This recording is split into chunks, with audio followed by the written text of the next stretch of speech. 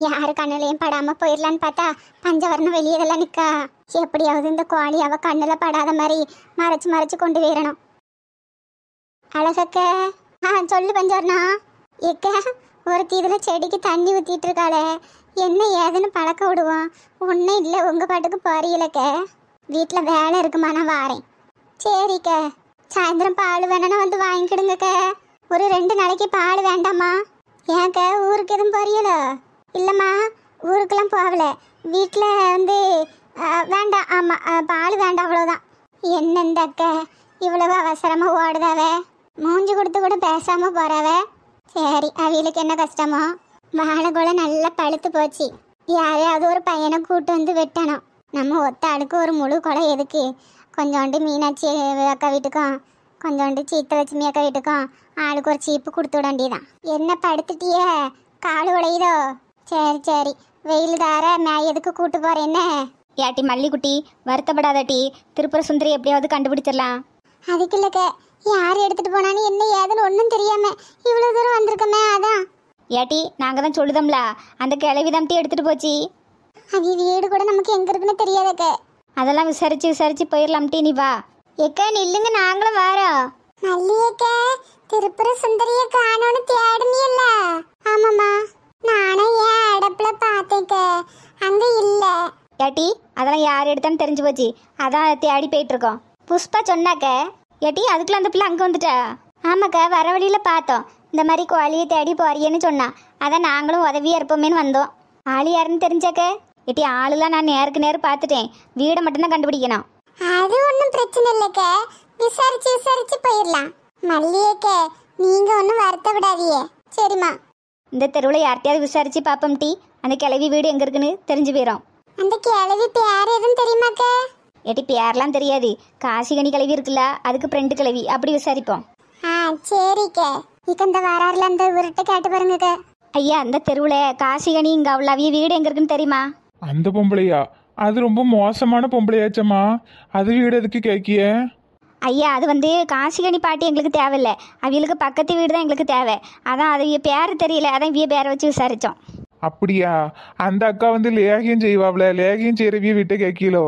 ஆமாம், அவிய தான். இந்த தெருவுலயே கடைசிக்கு 2வது வீடுமா? ரொம்ப நன்றிங்க ஐயா. பரவாயில்லம்மா, இருக்கட்டு. ஏட்டி மல்லிக்குட்டி, வீட்டை கண்டுபிடிச்சாச்சு. அடுத்து திருப்புர சுந்தரியை தான். சரிக்க. அட, இது நம்ம பஞ்சவர்ண பாட்டி இல்ல? ஏ பாட்டி, பாட்டி. அடட, நம்ம கோஷ்டி. வாங்கட்டி வாங்க. பாட்டி, உங்க வீடு இதுதானோ? இதுதாம்மா. இதுக்கு பின்னாடி இருக்கு பத்தியா, அது தோட்டம். ஆனா முழுக்க தோட்டத்துல தான் இருப்பேன். இன்னைக்கு வெயில் கொஞ்சம் அதிகமா இருக்கணும்னு வீட்டுக்கு வந்தேன். அப்படியா? சரி சரி. ஆமா, நீங்க எல்லாரும் என்ன இந்த பக்கமா போறீங்களே? இது ஒரு முட்டு சந்துல. பாட்டி, இந்த லேகியம் தயாரிக்காவில்ல, அவிய வீட்டுக்கு போயிட்டு இருக்கோம். லேகியமா? லேகியம் தயாரிக்கிறது இந்த தெருவுல யாரு? கொஞ்சம் முடி சுருட்டையா இருக்கும், வெள்ளை சேலை கட்டியிருப்பாவ, அந்த பாட்டி. ஞாபகம் வந்துட்டு. அழகம்மா அவிய பேரு. அந்த பாட்டி தான்.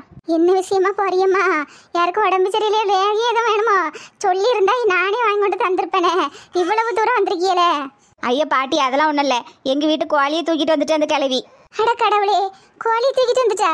அதுக்கு தான் இப்படி பம்மி போச்சோ? ஐயா பாட்டி, என்ன சொல்லுதியே? ஆமாம்மா, இப்போதான் நான் செடிக்கு தண்ணி ஊத்தச்சுல போறா. ஒரு படியா போனா பம்மி. அப்பவே சந்தேகப்பட்டேன். சீக்கிரமா போய் பிடிங்க, கையும் கழுவுமா, குழம்பு வச்சிட போறா. சரிங்க பாட்டி, இந்த வாரம். நீங்க முன்னாடி போங்க, அந்த மாட்டை பத்தி தோட்டத்துக்குள்ள விட்டுட்டு நானும் வரேன். சரிங்க பாட்டி. அம்மா, ஒரு கோழிக்கு 4 பேர் வந்திருக்காவளே. ரொம்ப பாசமா வளர்த்துருப்பாவு போலயே. இவளுக்கு ஏன் இந்த பொழப்பு? அடுத்தவ வீட்டு கோழி இவளுக்கு எதுக்கு? வாங்கி திங்கணும்னா ஒரு 100 ரூபா கொடுத்து கடையில கொடுத்தாதான் சிக்கன் கிடைக்குமே. வீட்டு கோழி எதுக்கு ஆட்டையை போடணும்? அது சரி, அந்த காசிகனி கூட சேர்ந்த பிறகு என்ன புத்தி வரும்? இந்த மாதிரி தான் வரும். செண்பகா எந்திரி தோட்டத்துக்கு போலாம். உன்னை கொண்டு தோட்டத்துல விட்டுட்டு அங்க என்ன நடக்கு ஏது நடக்குன்னு பார்க்க போனோம். எந்திரி இங்கே நல்ல சேவத்த கோழி, நல்ல கணத்து கிடக்கு. அப்பா, நல்ல கணம் கோழி கறி. இன்னைக்கு நல்ல மணக்க கோழி குழம்பு வச்சு ஒரு பிடி பிடிச்சிட வேண்டியதுதான். 2 நாளைக்கு காணும் இந்த கோழி. இந்த கோழியை ஒரு கூட்டுக்குள்ள போட்டு அடைச்சி வைப்போம். மசாலா ரெடி பண்ணணும்ல, ரெடி பண்ணிட்டு அதுக்கப்புறம் இந்த கோழியை அறுத்துக்கிடலாம். கொக்கே பர கோழி பர மைனா பர மயிலே பர இது நம்ம ஊரு கோழி, சூப்பர் ஸ்டார் கோழி, ருசியான கோழி. நேற்று என்ன நாளை என்ன இன்று மட்டும் உள்ளதே, இஷ்டம் போல ஆட்டம் போட்டு பறந்து. ஏ கோழி பர பர, ஏ கொக்கே பர பர. அந்தாரு நான் பரபரன்னு பாட்டு படிச்சோன்னே நீ பறந்துடாத, இரு உன்னை குழம்பு வச்சுக்கிடுது என்ன. என் மடிவளா நான் சொல்லலை, அந்த அழகம்மா வீடு இதுதான். ஆனா பாட்டி யாரையுமே காணுமே. என் நேரம் வெளியே இருப்பாவளா, வீட்டுக்குள்ளே இருந்தாலும் இருப்பா. என் திருப்புர சுந்தரி மட்டும் இங்கே இருக்கட்டு, அதுக்கப்புறம் இனி மனசியாவே பார்க்க முடியாதுக்க. திருப்புர சுந்தரி இங்கேயே உன் பிள்ளை எதுவும் கடத்திட்டு வந்துட்டாளம்மா. ஐயா பாட்டி, கோழி பேர் தான் திருப்புர சுந்தரி. இருக்கட்டு, நான் என் மாட்டுக்கு செண்பகன் பேர் வச்சிருக்கேன். நீ உன் கோழிக்கு திருப்புர சுந்தரின்னு வைக்கக்கூடாதா? வைக்கலாம். ஆனா எக்க இங்கு ஒரு கோழியும் நடமாடின மாதிரியே தெரியலையே. ஏன் இப்படி எல்லாரும் மூளை இல்லாத மாதிரி பேசுதியே?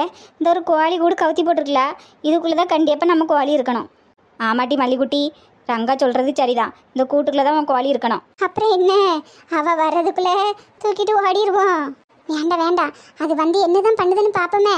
இவ்வளவு தூரம் வந்துட்டோம்ல, கையும் களவுமா பிடிச்சாதான் நாளைக்கு இந்த அவமானத்தை நினச்சி பார்க்கும். அதுக்கப்புறம் எங்கேயும் கோழி திருடாது. அதுவும் சரிதான். கண் பார்வையிலேயே உட்காந்து காய்கறியெல்லாம் வெட்டுவோம். பிறகு நம்ம தூக்கிட்டு இந்த மாதிரி நம்ம கிட்ட இருந்து வேற யாரும் கோழியை தூக்கிட்டு போயிடக்கூடாது. வெங்காயம் தக்காளி எல்லாம் நல்லா எண்ணெயில் போட்டு வதக்கி எடுத்துட்டு தேங்காவை துண்டாக வெட்டி போட்டு இந்த மூணையும் அரைச்சி எடுக்கணும். மசாலா ரெடி பண்ணணும்ல. கோழி கறி வைக்கிறது ரொம்ப ஈஸி, அதுவும் திருட்டு கோழி குழம்பு வைக்கிறது அதை விட ஈஸி. இருக்கும். அடுத்த வீட்டு கோழி குழம்பு வைக்கிறதுக்கு ஈஸியாக தான் இருக்கும். எம்மாடி பதமாக பேசு, அவள் காதில் எதுவும் விழுந்துற போகுது. அதாவது எப்படி செய்யணும்னா, தக்காளி வெங்காயம் வதக்கிக்கிட்டு தேங்காவும் போட்டு ஒரு துண்டு பட்டை கிராம்பு பிரியாணி இலையெல்லாம் போட்டு மிக்சியில் போட்டு நல்லா அரைச்சி எடுத்துக்கிடுங்க. மறுபடியும் வெங்காயம் தக்காளியெல்லாம் வதக்கி சிக்கன் மசாலா, மல்லி மசாலா, குழம்பு மசாலா, என்னென்ன மசாலா இருக்கோ எல்லாத்தையும் போட்டு கொஞ்சோண்டு உப்பு போட்டு நல்லா வதக்குங்க. முக்கியமாக இஞ்சி பூண்டு பேஸ்ட்டு போடுங்க, நல்லா இருக்கும். அதுக்கப்புறம் நம்ம திருடி வச்சிருக்கோம்ல கோழி, அதை துண்டாக வெட்டி சின்ன துண்டாகவும் போடலாம், பெரிய துண்டாகவும் போடலாம். நல்ல உப்பு மஞ்சள்லாம் போட்டு 3-4 தண்ணி கழுவி எடுத்துட்டு அப்புறம் அந்த கறியை இது கூட போட்டு வரட்டி எடுங்க. ஒரு முக்கியமான விஷயம், தண்ணி ஊற்றக்கூடாது. கோழி கறியில் தண்ணி இருக்கும் பார்த்துடுங்க. ஆமாம், நம்ம வதக்க தண்ணி வரும். அதை அப்படியே மூடி போட்டு லேசான சூட்டில் வதக்கி எடுத்தீங்கன்னா அதுக்கப்புறம் நல்ல மசாலாவெல்லாம் போட்டு ஒரு அரை மணி நேரமாக அப்படியே லேசான சூட்டில் போட்டுருங்க. நல்ல சுவையான கோழி குழம்பு ரெடி ஆயிரும்ல. அதுக்கப்புறம் என்ன, ஒரு கப் அரிசியை வச்சு சோத்தை பொங்கி திங்க வேண்டியதான். ஆனால் இருந்தாலும் திருட்டு கோழி குழம்பு சுவையாக தான் இருக்கும். மனம் பக்கத்து வீடு வர தூக்கிடும். அதனால என்ன பண்ணணும்னா, நல்லா மூடி போட்டு மேலே 2-3 செங்கக்கல் அடுக்கி வச்சிடணும். வாசனை வெளியே போகக்கூடாது. செங்கக்கல் தானே, உன் தலையில் வைப்போம். எவ்வளவு தைரியம் இருந்தா என் வீட்டுக்கு வந்து என் திருப்புர சுந்தரின்னு எடுத்துட்டு வந்திருப்ப. எம்மாடி, நீ யாருன்னே தெரியலையே. என்னது, யாருன்னு தெரியலையா? நீ தூக்கிட்டு வந்த கோழி என்னுடையது. அது பிறந்ததுல இருந்தே நான் தான் வளர்த்துட்டு இருக்கேன். அதுக்கு பேரு திருப்புர சுந்தரி. அது எப்படி இட்லி இருக்கான்னு கேட்க வந்துட்டு அதே சாக்கில் என் வீட்டு கோழியை நீ தூக்கிட்டு வந்துட்ட, அப்படிதானே? அடட, அந்த இட்லி பொம்பளையா? ஓஹோ, தெரியாத மாதிரி வர நடிக்கியோ? கிழவி, இந்த பெரிய வெங்காயம் போடுறதுக்கு பதிலாக சின்ன வெங்காயம் போட்டா குழம்பு என்ன ருசியா இருக்கும். இதுக்கு தான் அப்படி பம்பி வந்தியாலோ? அடி ஆத்தி, ஏட்டி இத்தனை பேரும் என் வீட்டு காமௌண்ட் செவர்ல ஏறி கிடந்தியே. செவர் என்னத்துக்கு ஆவண்டி? ஏட்டி பஞ்சு, நீ தான் அவளுக்கு வீட்டை காட்டி கொடுத்தியோ? ஆமா, பண்றதெல்லாம் மொல்ல மாதிரி தானோ. இதுல நான் வீட்டை வர காட்டி கொடுக்கேன். எங்க அவிய கோழி அவிய கிட்ட கொடுத்துருங்க. ஏட்டி, நான் எந்த கோழியும் எடுக்கல, எதுவும் எடுக்கல. கையங்களவுமா மாட்டிக்கிட்டியேக்க. நீங்கள் பேசினதில் நாங்கள் ஒளிஞ்சிருந்து கேட்டுட்டு தான் இருந்தோம். மசாலா எப்படி அரைக்கணும், குழம்பு எப்படி வதக்கணும், எப்படி ஆப்பணணும் எல்லாம் எங்களுக்கு கேட்டுட்டு. அதுவும் முக்கியமா திருட்டு கோழி குழம்பு தான் ருசியாக இருக்குன்னு சொன்னீங்கள, அதுவும் கேட்டுட்டுக்க. பாவம் கவிய கோழியை வீட்டை கொடுத்துருங்க. அடட, இந்த கிழவிக்கு என்ன மரியாதை அக்கான்ட்டு. கிழவி, எங்கள் வீட்டு கோழி எங்கே இருக்குதா இருக்க, இந்த கூட்டுக்குள்ளே இருக்கு, நாங்கள் எடுத்துக்கிட்டோன்னே.